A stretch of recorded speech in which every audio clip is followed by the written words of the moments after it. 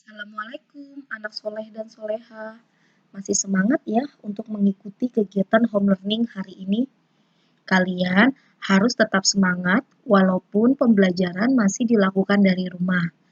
Baik, hari ini Bu Guru akan menjelaskan materi baru pada tema 3. Materi yang akan Bu Guru jelaskan adalah materi IPS KD 3.1, yaitu mengidentifikasi karakteristik ruang dan pemanfaatan sumber daya alam untuk kesejahteraan masyarakat dari tingkat kota, kabupaten, sampai tingkat provinsi.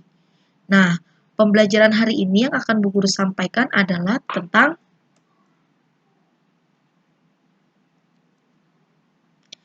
kenampakan alam dan pemanfaatannya. Kenampakan alam merupakan segala sesuatu yang berada di atas permukaan bumi, baik yang berada di darat maupun di laut. Kenampakan alam ini juga sering disebut dengan bentang alam.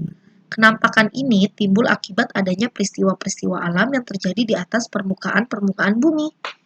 Nah, apa saja sih contoh kenampakan alam itu? Contoh kenampakan alam yang pertama adalah dataran rendah. Dataran rendah adalah permukaan bumi dengan ketinggian 0 sampai 200 meter di atas permukaan laut. Lahan pada dataran rendah dimanfaatkan untuk berbagai keperluan seperti pertanian, perkebunan, peternakan, perumahan, dan industri. Hasil pertanian di daerah dataran rendah seperti padi, tebu, karet, dan kelapa sawit. Sedangkan hasil peternakan di daerah dataran rendah contohnya seperti ayam, kambing, ikan, air tawar.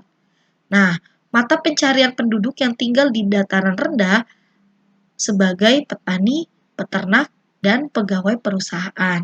Oke, selanjutnya kenampakan alam yang kedua adalah dataran tinggi. Dataran tinggi adalah permukaan bumi yang ketinggiannya lebih dari 200 meter di atas permukaan laut. Dataran tinggi terdapat di daerah pegunungan. Contoh dataran tinggi di Indonesia adalah daerah Dieng dan Bukit Tinggi.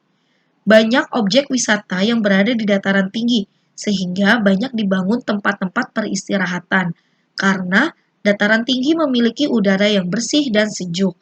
Penduduk di dataran tinggi biasanya memiliki mata pencarian sebagai petani perkebunan dan peternak. Dataran tinggi sangat cocok dimanfaatkan sebagai lahan perkebunan teh, peternakan kuda sapi, dan tempat rekreasi atau penginapan. Selanjutnya, kenampakan alam yang ketiga adalah pantai. Pantai adalah dataran yang berbatasan langsung dengan laut. Daerah pantai umumnya landai dan berpasir. Selain itu, ada juga pantai berupa tebing yang curam. Pantai yang landai memiliki pemandangan indah sehingga menjadi objek wisata. Daerah pantai biasanya dimanfaatkan untuk budidaya ikan laut, udang, cumi-cumi, rumput laut, petani garam, perkebunan kelapa, dan pengembangan kerajinan khas pantai. Mata pencarian penduduk yang tinggal di daerah pantai sebagai nelayan, peternak ikan, petani kelapa, petani garam, dan penjaga pantai. Setiap pemanfaatan pantai berguna untuk kesejahteraan masyarakat. Nah, itulah contoh kenampakan alam dan pemanfaatannya. Selanjutnya adalah ciri-ciri sumber daya alam. Salah satu contoh sumber daya alam adalah tanaman. Tanaman ada yang tumbuh di dataran tinggi dan ada yang tumbuh di dataran rendah. Oke, di sini Bu Guru akan mengambil contoh tanaman yang tumbuh di dataran rendah dan di dataran tinggi. Nah, contoh tanamannya yang Bu Guru ambil adalah padi dan teh. Nah, kalian bisa lihat nih perbedaan tanaman padi dan perbedaan tanaman teh, ya. Tanaman padi tumbuh di daerah berhawa panas, banyak mengandung uap air dan curah hujan yang cukup, sedangkan tanaman teh tumbuh di daerah tropis dan subtropis dengan curah hujan yang cukup tinggi. Selanjutnya, untuk tanaman padi, tanah yang cocok untuk tanaman padi adalah tanah yang mengandung banyak humus dan pengairan yang cukup. Sedangkan pada tanaman teh, tanah yang cocok untuk tanaman teh adalah tanah yang mengandung humus berbeda dengan padi. teh tidak memerlukan banyak air saat awal menanam. Oke, perbedaan yang ketiga, pada masa awal tanam, tanaman padi harus digenangi air karena tanaman padi harus ditanam di lahan terbuka.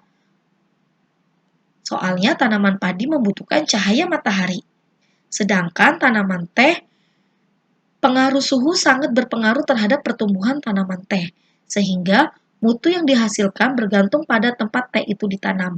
Umumnya, aroma teh yang dihasilkan pada daerah dataran tinggi lebih baik daripada di dataran rendah. Perbedaan yang keempat, padi juga dapat ditanam di tanah yang miring atau lereng. Sawah bertingkat yang terdapat di lereng disebut sengkedan. Selanjutnya, untuk teh, tanah yang cocok untuk tanaman teh adalah tanah yang subur, banyak mengandung bahan organik, dan biasanya terletak di lereng-lereng gunung atau bukit.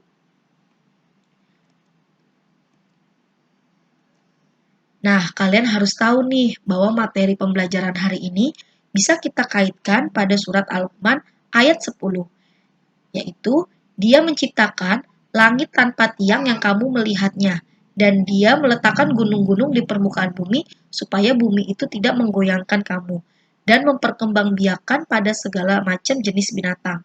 Dan kami turunkan air hujan dari langit, lalu kami tumbuhkan padanya segala macam tumbuh-tumbuhan yang baik. Nah, ya Allah banyak sekali menciptakan isi alam, ya, mulai dari tumbuhan, hewan, atau lain sebagainya. Oke, pembahasan tentang penampakan alam sudah selesai. Semoga kalian memahami semua materi yang sudah Bu Guru jelaskan. Nah, tugas home learning yang harus kalian kerjakan adalah latihan Bu Pena halaman 166. Kalian kerjakan muatan IPS-nya saja nomor 1 sampai 5. Kerjakan langsung pada buku paket Bu Pena kalian ya. Kirimkan tugas kalian ke WA Bu Guru paling lambat jam 13.00 atau jam 1 siang. Oke? Alhamdulillah, materi hari ini sudah selesai. Jangan lupa ya, tugasnya dikerjakan. Kemudian jika sudah, kirimkan ke WhatsApp Bu Guru.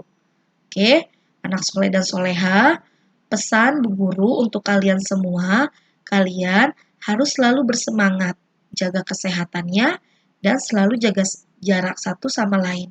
Oke, Bu Guru akhiri untuk pembelajaran hari ini. Terima kasih kalian sudah menyimak dan menonton video pembelajaran hari ini sampai selesai.